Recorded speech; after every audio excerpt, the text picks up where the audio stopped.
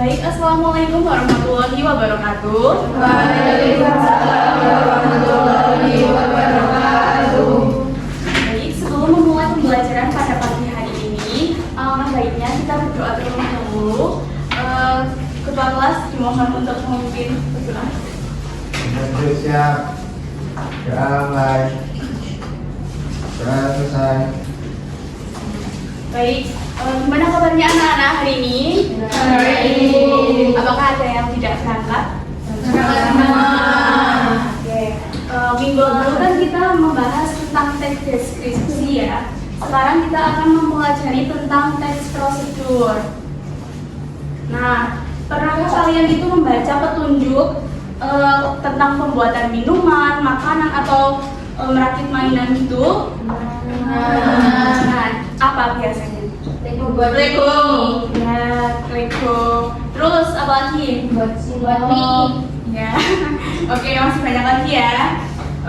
Nah, menurut kalian itu kalau kalian tidak mengikuti langkah-langkah itu, kalian tuh bakalan gimana? Kalau tidak sesuai dengan langkah-langkah? Kacau. Hasilnya tidak berhasil. Berantakan. Oke, benar sekali jawaban dari anak-anak. Nah, tujuan pembelajaran pada pagi hari ini yang pertama yaitu menjelaskan pengertian teks prosedur, kemudian mengidentifikasi struktur teks prosedur, membedakan tujuan, alat dan bahan serta langkah-langkah, dan kemudian yang terakhir menyusun langkah secara runtut dan kronologis. Nah, pengertian dari teks prosedur itu sendiri adalah teks yang berisi panduan atau serangkaian langkah-langkah terstruktur untuk melakukan atau membuat sesuatu agar mencapai tujuan yang diinginkan secara tepat dan juga efisien. Nah, teks ini sering ditemukan dalam bentuk manual, resep, atau instruksi dan tujuannya adalah untuk memberikan panduan yang jelas dan akurat bagi pembacanya. Nah, selanjutnya itu ada struktur teks prosedur. Yang pertama ada tujuan. Nah, tujuan ini berisi penjelasan tentang apa yang dilakukan atau apa hasil akhir yang diharapkan setelah mengikuti teks prosedur. Nah, bagian ini bisa terdapat di judul atau paragraf awal teks. Nah, seperti contoh ketika kita mau membuat nasi goreng. Nah, pastikan awalan dari teks prosedur itu kayak cara membuat nasi goreng yang enak, cara membuat nasi goreng pedas dan manis gitu. Nah, itu termasuk dalam tujuan dari teks prosedur. Kemudian itu ada alat dan bahan. Nah, alat dan bahan di sini berisi daftar alat, bahan atau perlengkapan yang dibutuhkan untuk melaksanakan prosedur. Bagian ini tidak selalu ada di semua jenis teks prosedur. Nah, seperti contoh pada mie instan. Kalian pernah membaca bagian belakang mie instan itu enggak? Nah, itu kan tidak ada keterangan alat dan juga bahannya kan, langsung langkah-langkahnya aja. Nah, seperti itu. Jadi tidak selalu ada alat dan bahannya seperti itu. Nah, selanjutnya itu ada langkah-langkah. Nah, langkah-langkah ini berisi urutan petunjuk atau tahapan yang harus diikuti secara logis, sistematis, dan jelas untuk mencapai tujuan. Nah, itu tadi ketika kita tidak mengikuti langkah-langkahnya dengan tepat atau tidak sesuai, nah jadi hasil yang kalian inginkan itu tidak akan sesuai dengan harapan. Dan yang terakhir yaitu ada penutup. Nah, bagian penutup ini berisi kesimpulan, harapan atau manfaat yang didapat setelah prosedur selesai dijalankan dengan benar. Bagian ini bersifat opsional, bisa iya, bisa juga tidak. Itu. Jadi struktur teks prosedur itu ada 4. Apa aja anak-anak? Tujuan, alat dan bahan, langkah-langkah, dan penutup. Nah, ya. Paham ya? Paham. Nah, selanjutnya itu ada tujuan dari teks prosedur itu sendiri. Yang pertama, menjelaskan cara melakukan suatu kegiatan. Yang kedua, memberikan urutan langkah yang tepat. Yang ketiga, membantu pembaca mencapai hasil yang diinginkan. Dan yang keempat, menghindari kesalahan dalam melakukan suatu proses. Selanjutnya itu ada manfaat dari teks prosedur. Yang pertama, memudahkan pembaca memahami langkah-langkah suatu kegiatan, membantu pekerjaan menjadi lebih sistematis dan teratur, mengurangi resiko kesalahan dalam melakukan sesuatu, menghemat waktu karena langkah sudah tersusun jelas, membantu mencapai hasil yang sesuai dengan tujuan. Nah, seperti contoh ketika kalian ingin membuat seblak misalnya ya, misal kalian baru pertama kali membuat seblak, kalian nggak tahu cara membuat seblak itu seperti apa.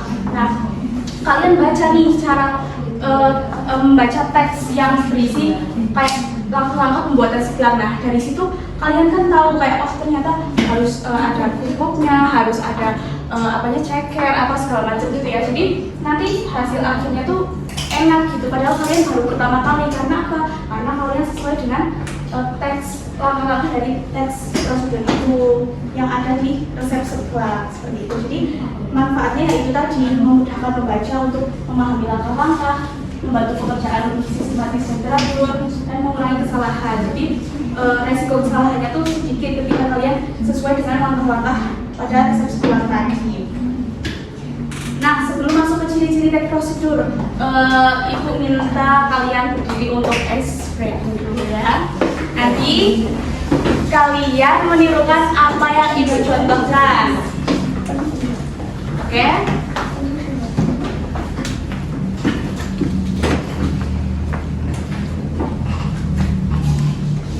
Pertama gini. Tepuk. Ini. Gini ya. Tepuk siku, tepuk pundak, tepuk tangan. Tepuk siku, tepuk pundak, tepuk tangan. Tepuk pundak, siku, tangan. Tangan, siku, pundak, tepuk siku, tepuk pundak, tepuk tangan. Paham ya? Paham. Oke. Ayo kita bareng-bareng yuk. 1, 2, 3. Tepuk siku, tepuk pundak, tepuk tangan. Tepuk siku, tepuk pundak, tepuk tangan. Tepuk pundak, tepuk tangan. Tangan siku, pundak, tepuk. Oke, lagi ya. Oke. Tepuk siku, tepuk pundak, tepuk tangan. Tepuk siku, tepuk pundak, tepuk tangan. Tepuk pundak, siku, tangan. Tangan, siku, pundak, tepuk pundak, tepuk siku, tepuk. Oke, mulai dulu. Oke, selanjutnya yaitu ada ciri-ciri dari teks prosedur. Yang pertama, menggunakan kalimat yang jelas dan singkat. Artinya kalimat dibuat langsung pada inti pembahasan tanpa kata-kata yang berlebihan. Kalimat yang jelas membantu pembaca cepat memahami informasi, sedangkan kalimat yang singkat membuat tulisan lebih nyaman dibaca. Nah, kalimat ciri-ciri teks prosedur itu menggunakan kalimat yang jelas dan singkat itu ketika kalian ya misal membaca langkah-langkah melakukan sesuatu itu yang banyak itu kan pasti kalian males ya kayak ribet banget, rumit banget gitu ya. Makanya teks prosedur ini kalimat itu dibuat secara jelas dan singkat agar pembacanya itu memahami informasi yang sedang disampaikan. Yang kedua, disusun secara urut. Artinya informasi ditulis sesuai dengan langkah, waktu atau urutan yang logis. Penyusunannya yang teratur membantu pembaca mengikuti isi tulisan tanpa bingung. Dan yang ketiga, menggunakan kata kerja aktif. Artinya subjek melakukan tindakan secara langsung. Kalimat aktif biasanya lebih tegas, ringkas, dan mudah dipahami dibandingkan kalimat pasif. Dan yang keempat, mudah dipahami pembaca. Artinya bahasa yang digunakan sederhana dan sesuai dengan pembaca yang dituju. Hindari istilah yang terlalu sulit atau kalimat yang berbelit-belit agar pesan dapat diterima dengan baik. Nah, itu tadi ciri-ciri teks prosedur. Kalimatnya jelas dan singkat, disusun secara runtut, menggunakan kata kerja yang aktif, dan juga mudah dipahami pembaca. Jadi kalian nanti kalau membaca suatu teks prosedur itu mudah gitu dipahami dan diterapkan. Nah, ini Ibu akan menunjukkan contoh teks prosedur membuat nasi goreng. Nah, ini sudah jelas ya, ada bagian tujuan, ada bagian bahan, ada bagian alat, langkah-langkah, dan juga penutup. Nah,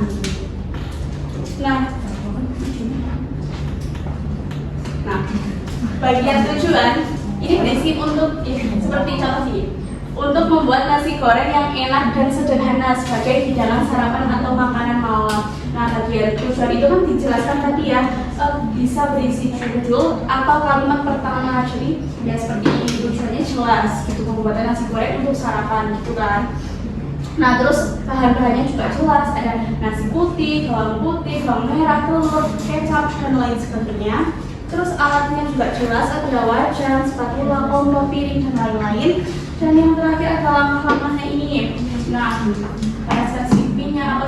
Nah, ini sudah dijelaskan secara utuh dan juga jelas ya. Jadi kalian ketika membaca ini, kalian ingin membuat nasi goreng, kalian sesuaikan dengan ini. Nah, pasti hasilnya juga akan maksimal seperti itu. Dan yang terakhir ada penutup.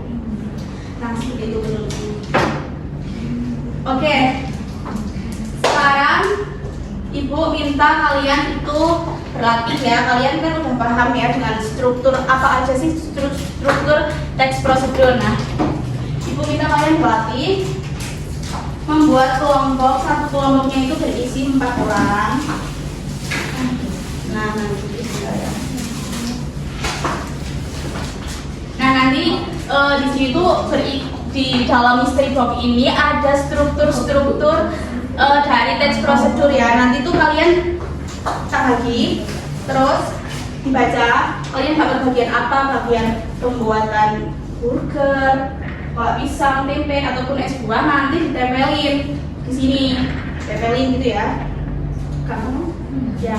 Sekarang tak bagi dulu. Nanti kalian misal udah dibaca, terus maju ambil ya dapatnya bagian apa gitu ya. Paham?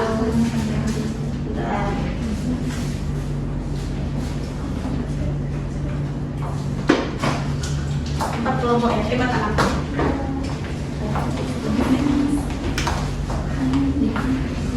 Buka dulu, nanti kalian dapatnya apa? Maju, ambil. Tempelin beneran ya, Mbak?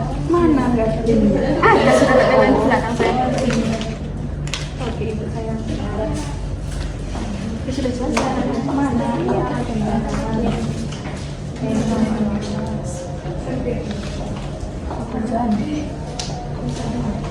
Waktu 15 ini cukup ya?